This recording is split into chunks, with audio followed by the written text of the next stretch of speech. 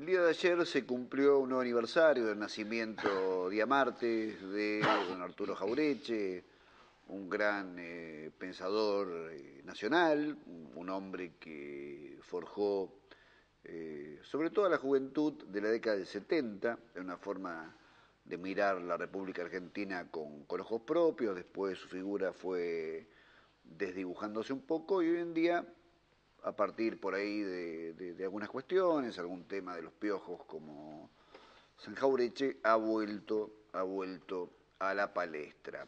Para hablar de este y otros temas, estoy con un amigo. ¿Cómo te va, Rubén Amiganem? Bien, Gustavo, ¿cómo estás vos? Que es además secretario del Partido General del Partido Justicialista de Firma, pero bueno, te trajimos fundamentalmente para hablar un poquitito esto de quién era Arturo Jauretche, qué pensaba, qué es esto del pensamiento nacional. Bueno, fue un hombre altamente comprometido con el proceso nacional y popular, ¿no? Nacido en Lincoln un 13 de noviembre, desde muy joven perteneció al Partido Conservador, ¿no? Después se vino a Buenos Aires para estudiar y lo atrapó la política y se suma al proceso irigoyenista, un gran defensor de los dos gobiernos de Irigoyen, por supuesto, ¿no? Hoy, como decías vos, ha resurgido un poco, pero estuvo largamente olvidado, él entre otros, ¿no? ¿Y qué aportes ha hecho Jauretche para vos al pensamiento nacional de los argentinos? Bueno, yo creo que está bien, bien determinado el nombre de pensamiento nacional, porque fue un hombre a partir de un pensamiento innato, ¿no? Muy propio del argentino, Sí. que no obedecía a libros ni a dictámenes de política o doctrinas extranjeras. Yo creo que era un hombre que ha marcado profundamente el pensamiento argentino a través de sus escritos y sus polémicas. Como te dije antes, bueno, vos lo conocés tanto o mejor que yo, a don Arturo. Se sumó al gobierno de Irigoyen y en el 30, cuando lo derrocan a Irigoyen, pasa a Paso de los Libres, donde se une al coronel Pomar y al coronel Bosch, que no habían participado de golpe en una contrarrevolución, digamos. Bueno, son derrotados y es encarcelado. Era un hombre de armas llevar también, no era Jauretche solamente de palabra, ¿no? Era un hombre totalmente decidido a defender la causa que él pregonaba. A raíz de eso escribe un libro, un poema gauchesco, El Paso de los Libres, que fue prologado por Borges y que extrañamente después toman distancias políticas, ¿no? Borges Claro. hacia un lado y Jauretche siguió en la posición que nunca ha cambiado. Porque la gente no sabe que Borges en su juventud fue irigoyenista y Claro. era prorrosista. Tiene un libro, El tamaño de mi esperanza, donde habla muy bien de Juan Manuel de Rosas, ¿no? Claro. Sí, Borges, Jauretche lo respeta mucho a Borges a pesar de las diferencias políticas, ¿no? Porque lo considera un buen escritor, pero lástima que fue criado entre mujeres y encerrado entre las rejas Claro. de su casa, muy de biblioteca, y le faltaba la experiencia de la calle, ¿no? Hoy muchos hablan de Borges y pocos lo han leído. Claro. Yo, Y sigamos con Jauretche. Decía que estuvo en el 33 ahí participando de un levantamiento sí, en el radical. 33. Sí. Después, Bueno, después crea Forja, que es Fuerza Orientadora de la Joven Argentina, donde critica duramente el gobierno de Alvear, que fue el interregno entre los dos gobiernos de don Hipólito Yrigoyen, ¿no es cierto? Y critica tanto a nacionalistas como... bueno, anteriormente a eso se suma el proceso del 17 de octubre, que claro. lo sigue como espectador, ¿no? No sabiendo exactamente lo que estaba pasando, y ahí entiende realmente en la movilización del 17 de octubre, donde se muestra el pueblo que trabaja, al cual termina apoyando posteriormente el gobierno del general Perón, ¿no es cierto? Con sus críticas, por supuesto, pero en líneas generales se suma al proceso. Después del 55 critica duramente tanto a nacionalistas como a la izquierda nacional, ¿no? A uno les dice que son el hijo, a los nacionalistas le dice, ustedes son el hijo llorando en la tumba de su padre, y nosotros, dice, somos el padre frente a la cuna de su hijo. Para ustedes la nación ya fue hecha y derogada y para nosotros está naciendo, ¿no? Como diciendo esto, refiriéndose a la historia novelesca de Mitre, ¿no? Y a ese estilo al cual le llamaba el Estatuto General del Coloniaje, ¿no? Fustiga duramente, antes del peronismo, fustiga el funcionamiento del Banco Central, creado por los ingleses, y la Corporación de Transporte para que no le hagan competencia a los ferrocarriles y demás, ¿no es cierto? Ha sido un hombre muy polémico en toda su vida, siempre en defensa de los derechos nacionales y populares. Y muy gauchesca en su forma de hablar, ¿no? Tiene polémicas infinitas. Tiene una no es exactamente una polémica con Ernesto Sábato, al cual apreciaba mucho también, por un escrito que hace Ernesto Sábato después del 55, La otra cara del peronismo, y donde él le envía una carta amistosa extrañándose por lo que escribe y diciéndole, usted tiene una preparación superior a estos que no están al pueblo. Dice, deje que le peguen a los caudillos y a los negros ellos y usted haga lo que tiene que hacer, de lo cual no me cabe duda que está capacitado. Bueno, después Sábato en un gobierno de Frondizi, donde también participa Sábato, pero se retira por disidencias con el gobierno, y Ernesto Sábato está en la Cancillería como la dirección cultural de la Cancillería, ¿no? Y en una mesa redonda se reivindica, habla de la Revolución Francesa, los descamisados y con el bombo, y hace una analogía con el 17 de octubre de los descamisados del peronismo, donde verdaderamente había una revolución también y que fue minimizada. Dice, pero claro, dice, queda bien en las vitrinas de la Embajada Francesa en la calle Santa Fe, dice, donde da un estatus y lo otro no era de igual condición social, ¿no? Entonces, Jauretche entra siendo un conservador, pasa a ser un radical irigoyenista, se adhiere al peronismo, se opone al 55. ¿Después qué pasa del 55? ¿Qué hace? ¿Él empieza a escribir libros? Bueno, ha escrito muchos libros. Sí. De donde fustiga a la izquierda también, donde dice, ustedes son como los perros del matadero, se pelean por las achuras mientras los abastecedores se llevan la vaca, ¿no? Claro. Siempre peleando cosas pequeñas. Bueno, ha escrito varios libros, Los Profetas del Odio, Filo contra Filo y Punta, Manuel de Sonceras. el Manual de Sonceras, tan mentado también, ¿no es cierto? Sobre el plan Presby, que fue ministro de Economía después del 55, dice Presby, el retorno al coloniaje. Ha sido un hombre que se ha caracterizado por su lucha constante, incansable, polémico, fantástico, muy lúcido, ¿no? Y copaba todas las paradas, no tenía descanso. Fue un hombre que yo creo que hasta sus últimos días, que yo creo, como todos tenemos que morir, él murió en el día que merecía morir, ¿no? El 25 de mayo del 74, que fue un poco desapercibida por enseguida la muerte de Perón, ¿no? Claro. No salió tanto a la luz la muerte de Jauretche, pero creo que fue un hombre importante en el pensamiento nacional, yo creo uno de los más claros iniciadores, entre otros que cuando funda Forja se hace amigo de Homero Mansi, que era un hombre de un profundo pensamiento nacional y popular también, un hombre del interior como él, que conocía lo que era el pensamiento de la gente del interior y lo que era el interior del país, ¿no es cierto? Te escuché paremos un poquitito con el tema de Jauretche, después lo retomamos, por una radio hablando de la guerra del Paraguay. ¿Por qué hablas de ese tema? Bueno, anteayer 12 de noviembre Sí. Del 65, Sí. de 1865, digamos, Sí. es donde se produce la guerra contra el Paraguay, de la Triple Alianza o Triple Infamia, creo que Abelardo Ramos fue el que la tituló así, Sí.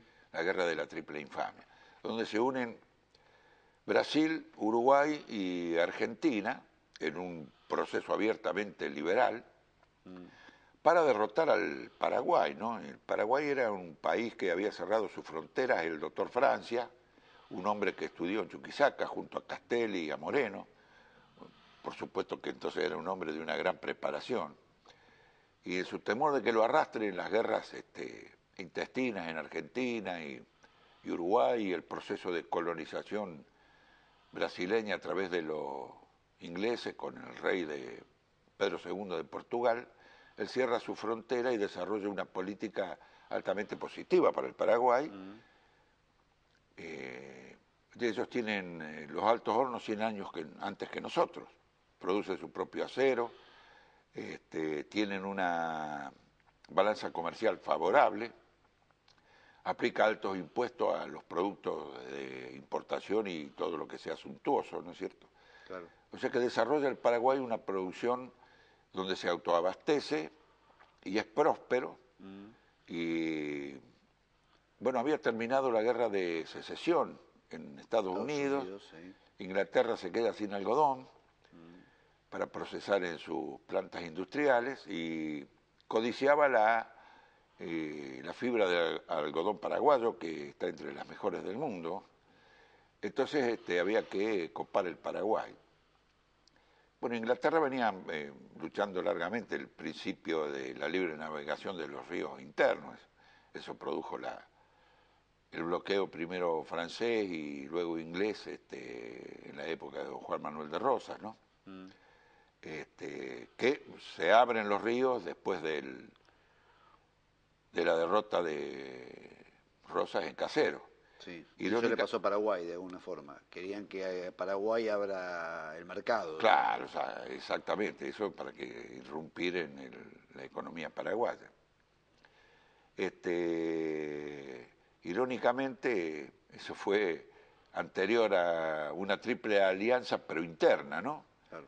Urquiza, que tenía un gran ejército, le había puesto Rosa por la permanente, digamos, posible guerra con Brasil, y a la que se une Uruguay y el ejército brasilero para derrotarlo el 3 de febrero de 1852 en Caseros, ¿no? Que el ejército brasilero no entra ese día, sino entra batiendo bombos y banderas el 20 de noviembre para cobrarse Ituzaingó. Claro. Y volviendo a Jauretche, ¿cuál es el legado que podemos decir que Jauretche ha dejado? Ha dejado. Bueno, yo creo que uno de los legados importantes fue fustigar el Banco Central, ¿no? Sí. Que es tan fustigado hoy con el cambio que ha sufrido, ¿no? Él sostenía que la economía, dice, la manejan los grupos económicos o la manejan los gobiernos. Si la economía no se organiza, dice, pasamos a ser la víctima de los grupos económicos, por supuesto. Entonces habla de la división internacional del trabajo y el libre comercio, dice que es su elemento de ejecución para que nosotros no nos organicemos y seamos las víctimas, o sea, que el país no se industrialice, no se desarrolle y de esa forma sigue con una vida pastoril y exportador de los productos primarios, ¿no? O sea, como era la Argentina, el granero del mundo y demás. Yo creo que eso es fundamental en la prédica de Jauretche, y bueno, todas sus polémicas en defensa de lo que era el nacimiento y el desarrollo de los países, ¿no? Por eso fustiga a las derechas diciéndole ustedes son una foto donde el hijo llora en la tumba de su padre y nosotros somos donde el padre frente a la cuna de su hija. La patria está naciendo, o sea que hay que desarrollarla y hacerla, ¿no? Y los otros la daban por hecho y era eso, bueno, también combatiendo la historia novelesca de Mitre, ¿no? Con respecto al estilo y, digamos, el desarrollo pastoril de la nación, la apertura a los ingleses y la economía a través del Banco Central bajo el dominio de pensamiento extranjero, que hoy felizmente ha cambiado, ¿no? Y es duramente fustigado por los liberales que quieren volver a esa época, ¿no? Hablaste de Jauretche, hablaste de la guerra de la Triple Alianza. Bueno, te tengo que preguntar como secretario general del Partido Justicialista, ¿cómo estás viendo la realidad del país? ¿Qué mirada tenés de lo que pasó el jueves con este cacerolazo? ¿Qué está Bueno, pasando en Firmat? Contame un yo creo poquitito. que fue la expresión de una parte que está en disconformidad con el gobierno. Yo lo he mirado y he visto y he oído, mejor dicho, las declaraciones de muchos de ellos, y cuando se les preguntaban a quién habían votado, no decían. Ah, Decían a este gobierno no. Pero tienen vergüenza de expresar a quién votaron, porque no contestaban la pregunta. Y yo creo que efectivamente la gente que no ha votado a este gobierno, que no cree en el proyecto de este gobierno, y bueno, se suma a las protestas a coro que producen los medios monopólicos, ¿no? Como Clarín y algunos otros que también acuden al coro, hablando de la corrupción y de que hay que cambiar la economía y que la inflación y que el dinero del pueblo y que el dinero de los jubilados y que realmente nunca han defendido ellos ni el dinero del pueblo ni el dinero de los jubilados, porque han sido gobierno hasta el 91 y es donde el pueblo fue estafado. Se le llevaron el dinero, le encerraron con el corralito los dineros, solo los alertados por el propio sistema se llevaron el dinero y el pueblo quedó con su plata clausurada en los bancos. Tal es así que Caballo decía que no se podía sacar más que 250 pesos semanales, o sea que ni siquiera era dueño de su plata para disponer de ella cuando quería. Bueno, yo creo que muchos, y hablando aquí en Firmat, no nos olvidemos las fábricas cerradas. claro. Firmat era un páramo, yo me acuerdo que estuve en Buenos Aires justamente a causa Viviendo de... en ese momento. ¿Cómo? Estuviste viviendo. Y estuve 7 años allá a causa Claro. de que aquí estaba todo paralizado, había cerrado el sanatorio porque cerraban las empresas metalúrgicas y el sindicato no podía seguir manteniendo los sanatorios y fue cerrando de a poco hasta que le tocó al sanatorio de Firmat, ¿no?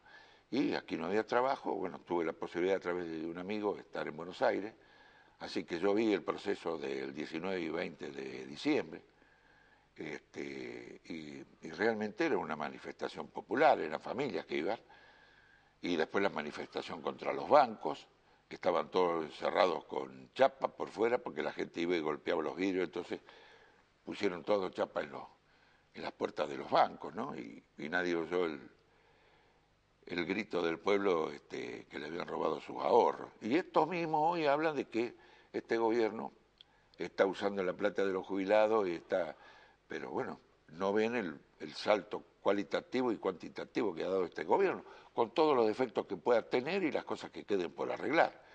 Pero son 8 años de gobierno contra del 55 para acá, este país siempre ha sido paulatinamente destruido. Se han cerrado ramales ferroviarios, se han cerrado talleres ferroviarios, se ha cercenado la economía. Y con Menem fue el golpe fatídico, donde todas las empresas del Estado y que daban ganancias, como ser YPF, que era una empresa que daba ganancias, por eso salía de garantía en los préstamos que otorgaba el extranjero, en la cual nos dice que los ministros que promueven esos créditos cobran una comisión. Y bueno, así se endeudó el país. Hoy se está pagando la deuda que no provocó ni pidió este gobierno.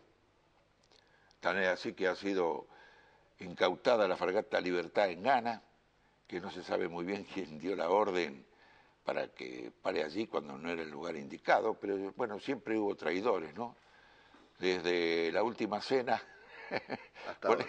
hasta hoy siempre, bien dice la frase, un traidor puede con 1000 valientes, ¿no? Alguien llevó a sabienda la fragata ahí para que ocurra lo que ocurre, que los fondos buitres, estos fondos que son miserables y son repudiados aún en Estados Unidos, Exactamente. porque solo este país defiende y pide que se les pague los fondos buitres, ¿no es cierto? Yo, Increíblemente. sí, Bueno, gracias Rubén, ¿eh? no, gracias a vos, Gustavo, y te agradezco, más que haberme llamado a mí, es el haber recordado a un gran pensador nacional que hoy está un tanto olvidado y no con el reconocimiento que debiera. Espero que muy pronto podamos tener un lugar donde recordarlo. Bueno, muchas gracias. Muchas gracias a vos. Charlamos con Rubén Aviganem, es secretario general del Partido Justicialista, pero hoy lo invitamos, aunque habló un poco de la política nacional y local, para hablar un poquito de historia, de la cual sabe mucho. Habló de la guerra de la Triple Alianza, la guerra del Paraguay, y también del pensamiento de don Arturo Jauretche. Vamos a hacer una pausa y terminamos con las conclusiones del programa.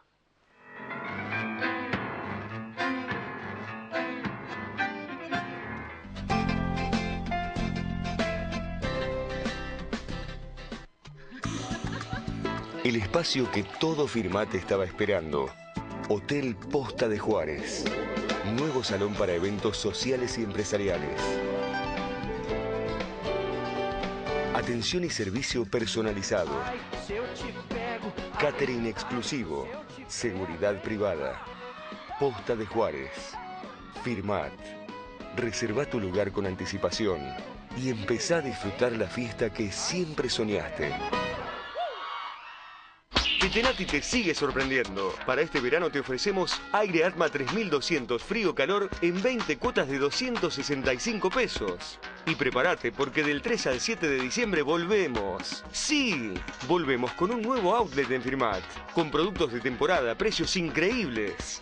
Recordá que aceptamos todas las tarjetas con importantes descuentos. Estaremos en Ruta 33 y Guillermo Marconi. Te esperamos.